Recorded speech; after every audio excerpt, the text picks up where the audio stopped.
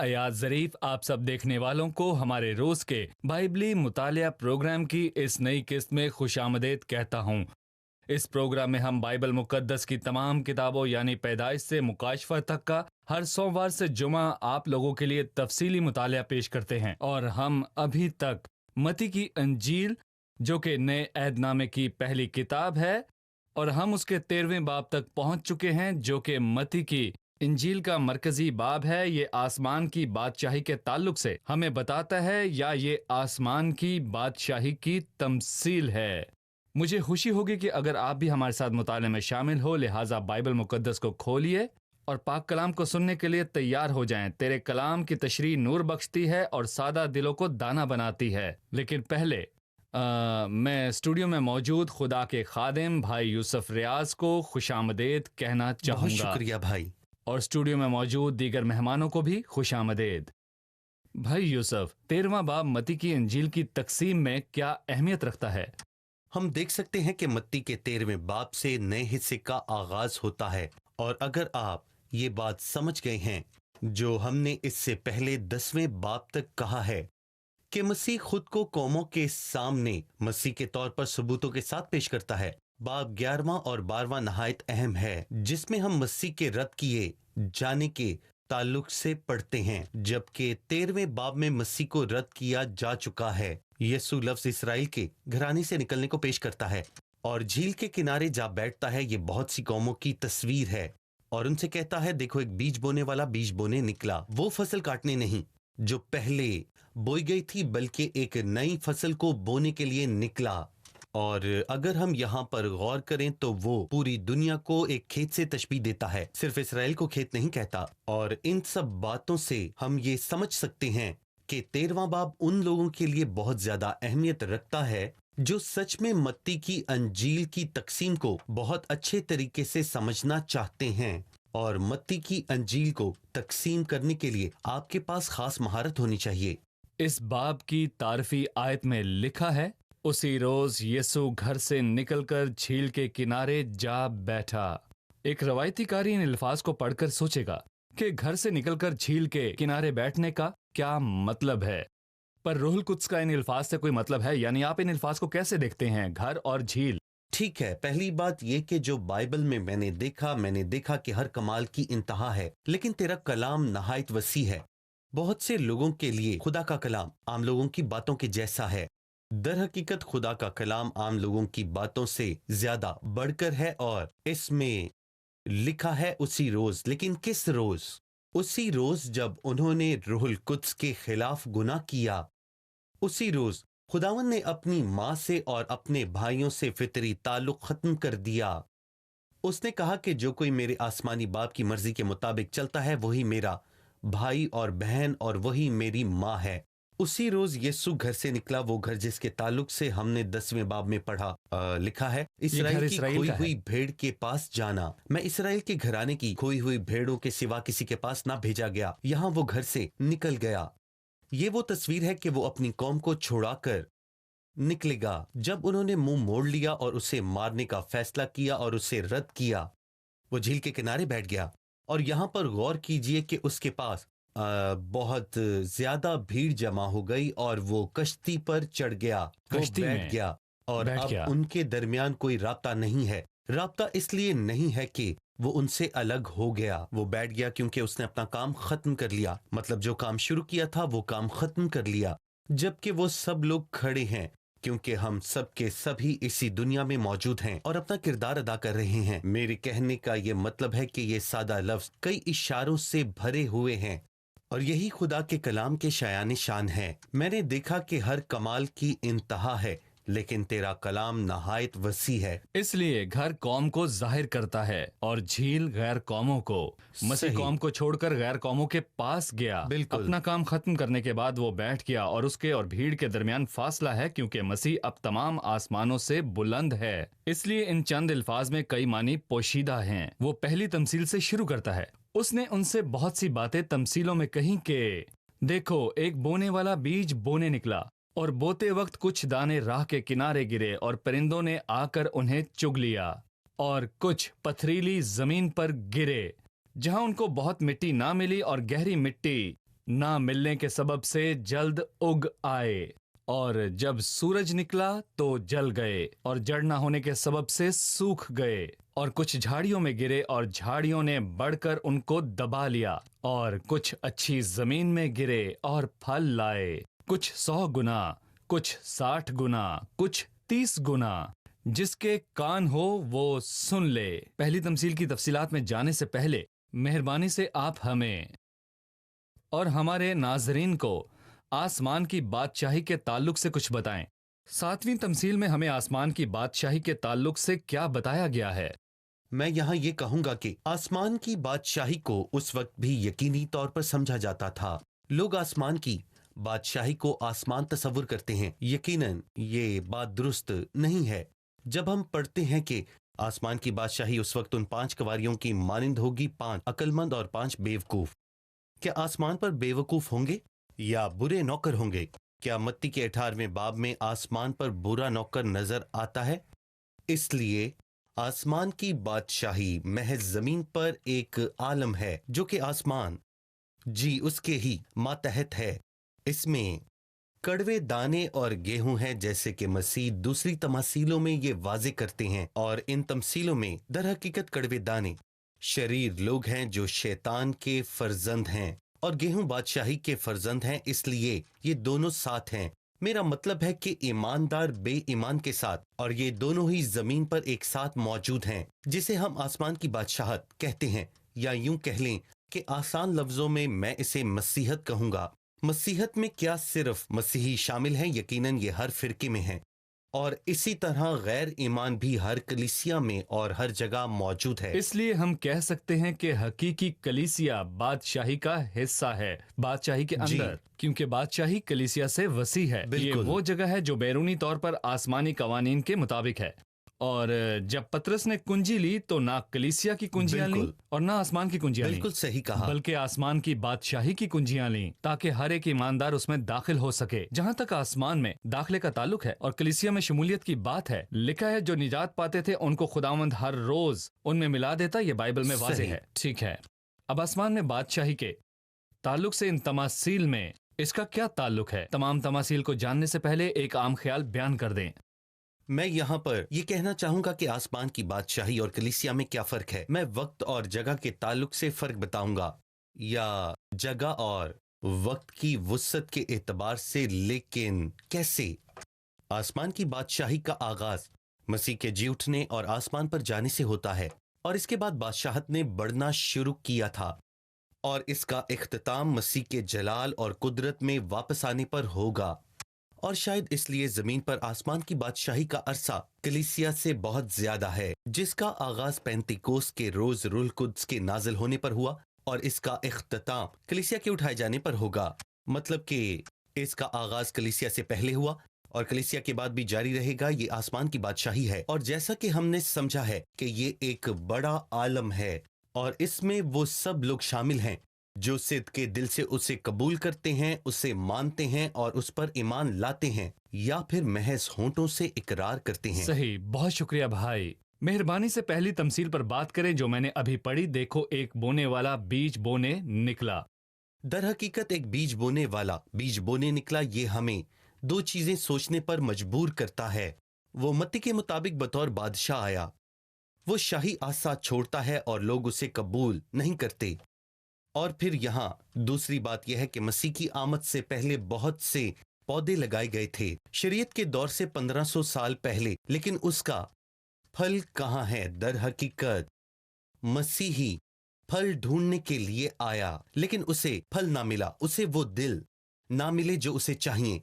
फिर मसीह ने क्या किया? यहाँ हम पढ़ते हैं, देखो एक बीज बोने वाला बीज बोने निकला। वो नए काम से आगाज करता है।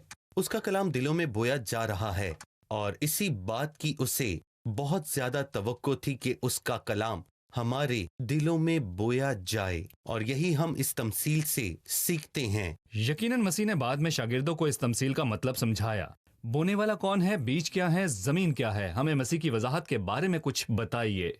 तो बोने वाला इब्ने आदम है, और बीज खुदा का कलाम है, और इसके बाद मुख्तलिफ जमीनें हैं जिन पर बीज बोया गया, और ये दिलों को जाहिर करती हैं। یعنی ایک سخت دل ہے، یہ سڑک ہے جہاں سے پرندے کلام لیں گے.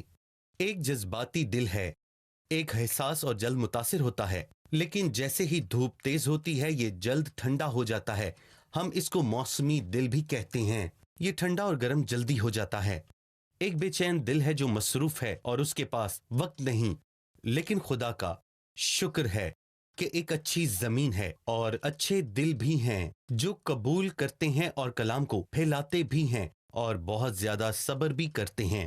اور سچ میں خداوند ایسے دلوں کو بہت زیادہ پسند کرتا ہے جو صبر کریں. یقیناً ایسا کوئی دل نہیں جو بذات خود اچھا ہو، لیکن یہ ہل چلانے والے کا کام ہے کہ زمین تیار بالکل. کرے. روح القدس کا کام جو آدمی کو قابل بناتا ہے کہ کلام اور خدا کے مکاشفہ کو قبول کرے. صحیح. اور آدم سے پیدا ہوا جی. کوئی شخص نہیں جو اچھا ہو.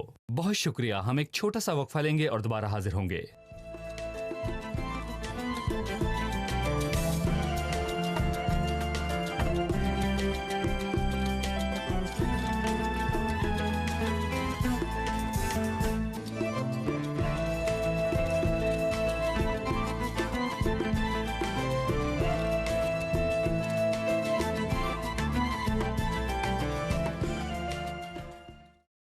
دسویں اور 11ویں آیت میں پڑھتے ہیں، شاگردوں نے پاس آ کر اس سے کہا تو ان سے تمثیلوں میں باتیں کیوں کرتا ہے؟ اس نے جواب میں ان سے کہا، اس لیے کہ تم کو آسمان کی بادشاہی کے بھیدوں کی سمجھ دی گئی ہے مگر ان کو نہیں دی گئی ہے. یہاں آسمان کی بادشاہی کے بھیدوں سے کیا مراد ہے؟ آسمان کی بادشاہی کے بھیدوں سے کیا مراد ہے؟ جی، پرانے عہد نامے کی پیشن گوئیاں واضح ہیں. آسمان زمین پر حکومت کرتا ہے اور اس کی مثال ہمیں دانیل کے 2 اور 7 باب میں ملتی ہے. اور ایسی چیزیں ہیں جن کو ہم 78 زبور میں پڑھتے ہیں. مطلب جب آپ یہ چیزیں پڑھتے ہیں تو آپ کو فوری اس کی سمجھ آ جاتی ہے. اور یسوع نے یہاں پر کہا کہ میں تمثیلوں میں کلام کروں گا اور قدیم معمے کہوں گا. یہی آیت اس باب میں بطور حوالہ پیش کی جائے گی. اس کا مطلب ہے کہ پرانے عہد نامے میں کچھ بھید تھے جن کو بتایا نہیں گیا. مثال کے طور پر وہ زمین جس میں بیج بویا گیا صرف اسرائیل کو ظاہر نہیں کرتی، دنیا کو. یہ کھیت دنیا ہے. اور پھر یہ ہے کہ مسیح فی الحال یہاں پر حقیقی بادشاہی نہیں کر رہا، بلکہ فی الحال وہ آسمان پر ہے اور کوئی اسے نہیں دیکھتا. یہ ان بھیدوں میں سے ایک ہے. یہ ایک فضل کا دور ہے. لیکن جس بادشاہت کی منادی کی جاتی ہے، ایک دور آئے گا جب شریر ہلاک کیے جائیں گے. لیکن یہاں ہم دیکھتے ہیں کہ انہیں فصل کی کٹائی تک ساتھ بڑھنے دو. لہٰذا ہم اس فرق زاویے سے دیکھ سکتے ہیں کہ آسمانی بادشاہت کے کچھ بھید بھی ہیں اور ان کی سمجھ شاگردوں کو بھی دی گئی، لیکن جو ہلکے سے باہر ہیں ان لوگوں کو ان بھیدوں کی سمجھ نہیں دی گئی. اب ہم جان گئے ہیں کہ آسمان کی بادشاہی کے بھید کا کیا مطلب ہے. ہم دوبارہ دہرائیں گے تاکہ کوئی بھی کلام کے معنی میں اضافہ نہ کر سکے اور کہے کہ مسیحت میں بھید ہیں اور اس کا ثبوت آسمان کی بادشاہی کے بھید جیسے الفاظ ہیں. مطلب کہ یہ بادشاہی پوشیدہ حالت میں مسیح کی غیر موجودگی کے باعث ہے، جبکہ وہ آسمان پر ہے، زمین پر بادشاہی سے ہٹ کر. اصول کے طور پر بھید پوشیدہ رکھے گئے ہیں. ان کو ظاہر کرنے کا خاص وقت ہے. اور نیا عہد نامہ بھیدوں کا عہد نہیں بلکہ مکاشفات کا عہد ہے جو پرانے عہد نامے میں پوشیدہ ہے. صحیح. اس لیے ہم پہلی تمثیل کو سمجھ گئے ہیں. دیکھو، ایک بونے والا بیج بونے نکلا. ہمیں دوسری تمثیل کے بارے میں کچھ بتائیے جو کہ 24ویں آیت سے شروع ہوتی ہے. جی. دوسری تمثیل کا آغاز اس طرح ہوتا ہے، آسمان کی بادشاہی اس آدمی کی مانند ہے. یہ بیان پہلی تمثیل میں نہیں ہوتا، لیکن یہ بیان دوسری تمثیل سے لے کر آخری تمثیل تک استعمال کیا جائے گا. اس کے علاوہ آپ کو پتہ چلے گا کہ مسیح ابن آدم کے علاوہ بھی کوئی اور ہے جو بیج بو رہا ہے، اور مسیح نے یہ وضاحت کر دی ہے کہ وہ دشمن شیطان ہے. وہ بھی ہوتا ہے، لیکن یہ حیران کن ہے، مگر وہ کڑوا بیج ہوتا ہے، وہ کڑوا دانہ ہے.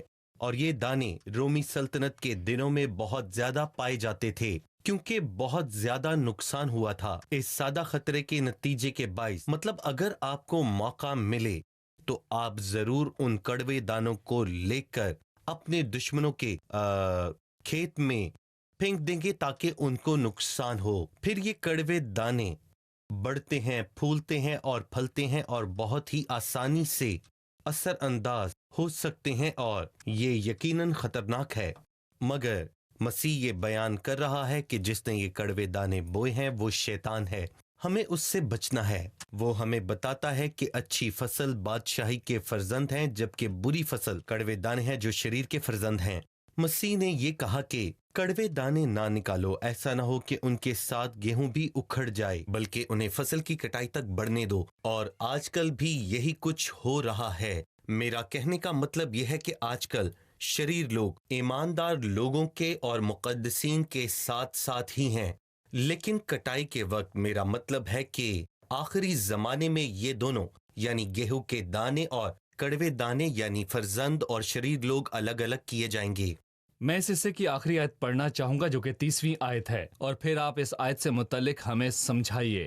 یہاں لکھا ہے کٹائی تک دونوں کو اکٹھا بڑھنے دو، یعنی کٹائی کے وقت کھیت کو گیہوں میں بدل دیا جائے گا، یا تمام کڑوے دانے گیہوں میں بدل دیے جائیں گے، یا جیسا کہ ہم سنتے ہیں کہ تمام دنیا مسیح کے آنے سے پہلے مسیحی ہو جائے گی۔ آپ کیا کہیں گے؟ میں نہیں جانتا کہ انہوں نے یہ خیال کہاں سے لیا ہے، اور نہ ہی بائبل مقدس میں ہمیں یہ بات بتائی گئی ہے کہ پوری دنیا گیہوں بن جائے گی۔ اگر بائبل مقدس میں اس کا کوئی ذکر ہوتا تو ہم جانتے۔ ہم چوتھی تمثیل کی بگڑی تفسیر نہ کریں جب تک کہ سارا خمیر نہ ہو جائے، اور خمیر کبھی بھی اچھی چیز کی طرف اشارہ نہیں کرتا، وہ ہمیشہ بری چیز کی طرف اشارہ کرتا ہے۔ اور یہاں یہ واضح ہے کہ کڑوے دانے اور گیہوں کٹائی کے وقت کے لیے رکھے گئے ہیں۔ ایسا کوئی بھی وقت آنے والا نہیں ہے، اور نہ ہی اس بات کا ذکر ہے کہ پوری دنیا ہی ایماندار ہو جائے گی جب تک مسیح کی بادشاہت کا شروع نہ ہو، اور وہ اپنی بادشاہت کو پاک کرے گا اور ان چیزوں سے پاک کرے گا جو ٹھوکر کا باعث ہیں، اور ان سے جو گناہگار ہیں، اور ان کو آگ کی بھٹی میں ڈالا جائے گا، اور تمام دنیا ہمارے مسیح کی طرف آئے گی۔ تاہم یہ انجیل کی منادی کے باعث نہ ہوگا، کیونکہ تیری عدالت جاری ہے اور دنیا کے باشندے تجھ سے صداقت سیکھیں گے۔ صحیح۔ پھر تیسری تمثیل ہے جو 31ویں آیت سے شروع ہوتی ہے۔ اس نے ایک اور تمثیل ان کے سامنے پیش کر کے کہا کہ آسمان کی بادشاہی اس رائی کے دانے کی مانند ہے جسے کسی آدمی نے لے کر اپنے کھیت میں بو دیا۔ وہ سب بیجوں سے چھوٹا تو ہے، مگر جب بڑھتا ہے تو سب ترکاریوں سے بڑا اور ایسا درخت ہو جاتا ہے کہ ہوا کے پرندے آ کر اس کی ڈالیوں پر بسیرا کرتے ہیں۔ اس تمثیل کے بارے بتائیے۔ یہاں وہ کیا بات کر رہا ہے؟ مسیحت کا آغاز رائی کے بیج کی طرح تھا جو اسرائیل کی زمین پر تمام بیجوں سے کمتر ہے، لیکن جب یہ بڑھتا ہے تو بہت بڑا درخت بن جاتا ہے اور سب کے لیے سایہ دیتا ہے۔ یہ مسیحت کے آغاز کی ایک چھوٹی اور خوبصورت تصویر ہے، لیکن آج یہ عالمگیر بادشاہی ہے، اور مسیح کے پیروکاروں کی تعداد دنیا میں سب سے زیادہ ہے۔ لیکن اس کا یہ مطلب نہیں کہ تمام لوگ ہی ایماندار ہیں، لیکن یہ بھی سچ ہے کہ ان میں سے ایک بڑا حصہ ہے جو کہ بہت اچھے لوگوں پر مشتمل ہے۔ صحیح۔ پھر وہ خمیر کے تعلق سے بات کرتا ہے۔ اس تمثیل کے بارے میں ہمیں سمجھا دیجیے۔ خمیر کی تمثیل کی تفسیر مسیح کے اصل مطلب سے فرق کی گئی۔ لوگ سمجھتے ہیں کہ عورت نے خمیر شامل کیا، وہ انجیل ہے۔ مجھے نہیں معلوم کہ اگر یہ انجیل ہے تو اس میں شامل کیوں کیا گیا۔ وہ یہ تفسیر شامل کیوں کرتے ہیں کہ یہ سارا خمیر ہو گیا اور پوری دنیا مسیح ہو گئی۔ جب پالوس رسول نے واضح طور پر کہا کہ آخری دنوں میں کچھ ایماندار لوگ برگشتہ ہو جائیں گے، اس کے علاوہ بد سے بدترین ہو جائیں گے، گمراہ اور دوسروں کو گمراہ کرنے والے ہو جائیں گے۔ لیکن یہ عجیب ہے، اور یہ تعلیم کہاں سے لاتے ہیں جس کا ثبوت نہیں، لیکن پوری دنیا بائبل میں ایک برائی ہے، لیکن بدقسمتی سے یہ برائی مسیحت میں شامل ہو گئی ہے۔ لیکن ہم خدا کا شکر کرتے ہیں کہ بائبل کو ہر کوئی انسان توڑ مروڑ نہیں سکتا، جس میں ابھی بھی سچائی موجود ہے۔ شاید یہی وہ وجہ ہے جس کی وجہ سے شیطان ہمارے زندہ پاک کلام پر بار بار حملہ کر کے نقصان پہنچانا چاہتا ہے۔ شکریہ۔ ہم یہاں ایک وقفہ لیں گے اور پھر دوبارہ حاضر ہوں گے۔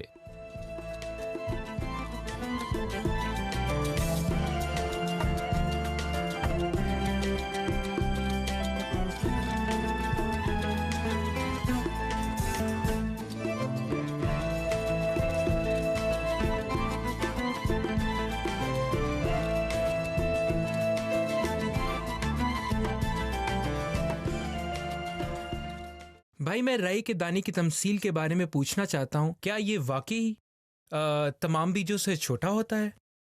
جی بھائی۔ خداوند یہاں پر ماہر طبیات کے طور پر بات کر رہا ہے، بلکہ خداوند تمام سننے والوں اور دیکھنے والوں سے بات کر رہا ہے، یعنی وہ ان کو بتانا چاہ رہا ہے کہ تم کیا جانتے ہو جب رائی کا دانہ زمین پر پڑتا ہے تو کیا وہ زیادہ پھل لاتا ہے؟ تم چھوٹے بیجوں کو جانتے ہو، لیکن یہ بڑھتا ہے اور درخت بنتا ہے جس کی لمبائی 9 فٹ ہوتی ہے اور ہوا کے پرندے اس پر بسیرا کرتے ہیں۔ یہاں وہ سادگی سے مسیحت کی شروعات کے تعلق سے بتانا چاہتا ہے اور اس کے غیر معمولی اختتام کے بارے میں بھی۔ اس کا آغاز 120 مچھواروں سے ہوا، لیکن آج کروڑوں لوگ ہیں، شاید اربوں لوگ ہیں جو مسیحت میں ہیں۔ اس لیے مسیح کا مطلب تھا کہ یہ تمام بیجوں میں سب سے چھوٹا ہے جو اسرائیل کے ملک میں بالکل صحیح دستیاب کہا ہے، جو جی، وہ جانتے جی ہیں۔ بالکل وہ سب جانتے ہیں۔ صحیح۔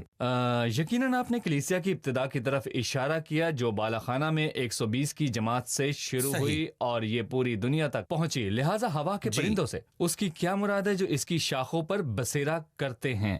یہ اہم ہے کہ ہم کچھ الفاظوں کی خدا کے زندہ پاک کلام کے علاوہ کوئی بھی تفسیر کرنے کی کوشش نہ کریں، یہ غلط ہے، خصوصاً اس باب کے علاوہ ہوا کے پرندے جن کا ذکر مسیح نے کیا تھا۔ مسیح نے خود ایک بونے والے کی تمثیل میں تمثیل۔ اس کی وضاحت کی تھی، وہ تمثیل جو بالکل درست تھی۔ وہ کہتا ہے ہوا کے پرندے شریر شیطان ہے، کیا شیطان کو مسیحت میں جگہ ملے گی؟ جواب ہاں ہے، لیکن یہ کیسے ہوگا؟ خطوط میں دیکھیں تو شیاطین کی تعلیم کی طرف متوجہ ہو کر ایماندار شیطان کی برگشتہ ہو جائیں گے۔ تعلیم۔ مثلا مکاشفہ میں لکھا ہے بڑا شہر بابل گر پڑا اور شیاطین کا مسکن اور ہر ناپاک روح کا اڈا اور ہر ناپاک اور مکروہ پرندے کا اڈا ہو گیا۔ یعنی شیطان نے جگہ ڈھونڈ لی عبادتوں میں اور ان کے دلوں میں جو خدا سے دور ہیں، وہ اس جگہ میں داخل ہو گیا، اور ہم پڑھتے ہیں کہ جو شیاطین کی گہری باتیں کہتے اور ناواقف ہوں وہ تھواتیر کی کلیسیا میں اور سمرنا کی کلیسیا اور ان کے خطوط میں شیاطین کی جماعت کا ذکر پڑھتے ہیں۔ جی، شیطان نے ایک جگہ ڈھونڈ لی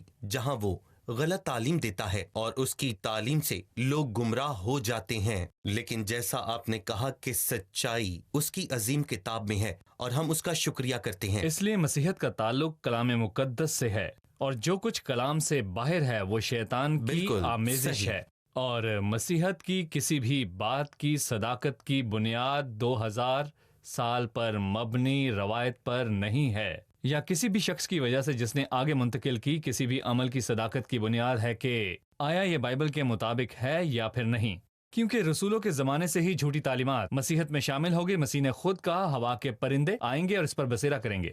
مجھے کسی کا بیان پسند نہیں جو دوسرے تموتیس کے تعلق سے ہے، مطلب پوری دنیا مرد خدا کو کامل بناتی ہے اور کامل سے آگے کچھ نہیں۔ صحیح۔ ہر ایک نئے کام کے لیے ہمیشہ تیار رہتا ہے۔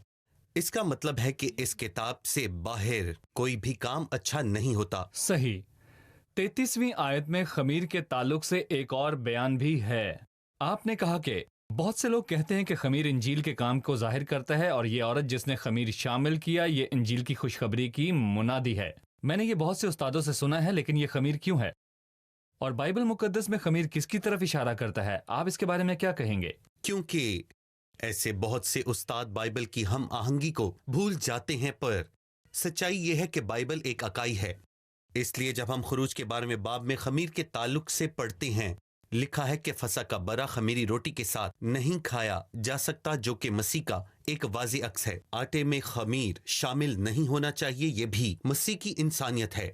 جب ہم پرانے اور نئے عہد نامے میں خمیر کے تعلق سے پڑھتے ہیں، مسیح نے کہا فریسیوں کے خمیر سے ہوشیار رہو، اور اس نے انہیں حکم دیا کہ خبردار رہو فریسیوں کے خمیر سے اور ہیرودیس کے خمیر سے، اور اگر خداوند ہمیں خبردار کر رہا ہے تو کیا وہ ہمیں کسی اچھی چیز کے لیے خبردار کرتا ہے؟ اس لیے تعلیمات کی ہم آہنگی ہماری رہنمائی کرتی ہے۔ یہ خمیر برائی ہے، اور اگر یہ انجیل ہے تو میں یہ پوچھتا ہوں کہ اسے ہم سے چھپایا کیوں گیا ہے؟ انجیل کی منادی ہم کی منادی جاتی ہے، کرتے اور یقیناً۔ اعلان کرتے ہیں، صحیح۔ ٹھیک ہے؟ کیا یہ درست نہیں کہ مناسب وقت پر اس کی گواہی دی جائے؟ جیسا کہ پطرس نے دوسرے خط کے دوسرے باب میں کہا، یہ پوشیدہ طور پر ہلاک بدعتیں کرنے نکالیں والی گے۔ بدعتیں ہیں۔ اس لیے یہ تمثیل انجیل کی منادی کے بارے میں نہیں ہے، بلکہ یہ جھوٹی تعلیمات کے بارے میں ہے جو پوشیدہ طور پر چھپایا گیا بیرونی ہاتھوں کے وسیلے سے، جو جھوٹے استاد ہیں، جب تک یہ سب خمیر ہو گیا اور یہ جھوٹی تعلیمات پھیلائی گئیں۔ جی، صحیح۔ میں جی۔ یہاں پر یہ کہنا چاہوں گا کہ مسیحت کتنی سادہ ہے۔ اگر کوئی پالوس سے پوچھتا اور یقیناً اس سے پوچھا گیا کہ میں کیسے نجات پا سکتا ہوں، جواب سادہ ہے۔ لکھا ہے خداوند یسوع مسیح پر ایمان لا تو اور تیرا گھرانہ نجات پائے گا. لیکن اگر آپ آج کل کے رہنماؤں سے یہ سوال پوچھیں تو وہ آپ کو ایک طویل کہانی سنا دیں گے. خمیر حجم بڑھاتا ہے، بلکہ کسی بات کے خالص ہونے پر یہ سمجھوتا کرتا ہے. اس لیے آج کل باتوں کا حجم زیادہ ہے، لیکن خالص پن، سادگی اور وفاداری کہاں ہے؟ اگر ہم یہ کہنا چاہیں کہ سچی مسیحت کیا ہے تو یہ بے خمیر آٹا ہے، جی بیرونی اضافے کے بغیر. صرف مسیح کی صلیب بچاتی ہے. بالکل. مسیحت میں کیے گئے اچھے کام ہی ہمیں بچاتے ہیں. یسوع مسیح کے علاوہ خدا اور انسان کا کوئی درمیانی نہیں ہے. یہ پورا آٹا ہے بغیر خمیر کے. اگر ہم اس میں خمیر شامل کریں، مسیح کے ساتھ کچھ اور، صلیب کے ساتھ کچھ اور شامل کریں، اور ایمان کے ساتھ اعمال یعنی کہ مسیح کے ساتھ دوسری چیزوں کو شامل کرتے رہنا. دیکھیں، اگر آپ غور کریں تو خمیر آٹے کا حجم بڑھا دیتا ہے، اور بالکل اسی طرح اگر ہم غور کریں تو 2000 سال پہلے ہی آپ دیکھیں گے کہ مسیحت میں عجیب و غریب تعلیمات شامل ہو گئی تھیں. اس لیے جو چیزیں شامل ہو گئیں وہ نکالی نہیں جا سکتیں. اس لیے مسیحت میں ایک خالص پن کی کمی آنا شروع ہوگی، جس کا ذکر بائبل میں ہے، جسے ہم پڑھ سکتے ہیں. ہم بے خمیر آٹے کا عکس کہاں دیکھتے ہیں؟ ہم صرف بائبل میں اس کے بارے میں پڑھتے بالکل، ہیں. اور بائبل کہیں کے نہیں. علاوہ تمام صحیح. اضافی چیزیں خمیر بالکل ہیں. ٹھیک کہا آپ نے. بالکل صحیح. شکریہ بھائی، کافی سیر حاصل گفتگو تھی. اگلی تمثیل میں بھی تعلیمات ہے اور اس کے تعلق سے ہم اگلے پروگرام میں جانیں گے، اور 7 تماثیل کی دہرائی بھی کریں گے. آسمان کی بادشاہی کی تمثیل. اب مہمانوں سے رائے جانتے ہیں. آج کے پروگرام سے آپ نے کیا سیکھا؟ آسمان کی بادشاہی ایک عالم ہے جو برائے نام مسیح کے نام پر ہے، لیکن یہ عمومی طور پر مسیحت ہے. اس کا شروع مسیح کے آسمان پر صعود سے ہوا، اور اس کا آخری وقت میں مسیح کے جلال میں ظاہر ہونے پر ہوگا. یہ کلیسیا سے فرق ہوگا جو پینتیکوست کے دن شروع ہوئی، اور اس کا آخر کلیسیا کے اٹھائے جانے پر ہوگا. بالکل. شکریہ. ہم نے سیکھا کہ آسمان کی بادشاہی کے بھید بادشاہ کی غیر موجودگی کے بادشاہی کی پوشیدہ حالت ہے. شکریہ. خدا آپ کو برکت دے. بھائی یوسف، آپ خدا کا آپ کو بھی برکت شکریہ. عزیز ناظرین، آج ہم نے 13ویں باب کے تعلق سے بات کی ہے، جس میں آسمان کی بادشاہی کی تمثیل ہے.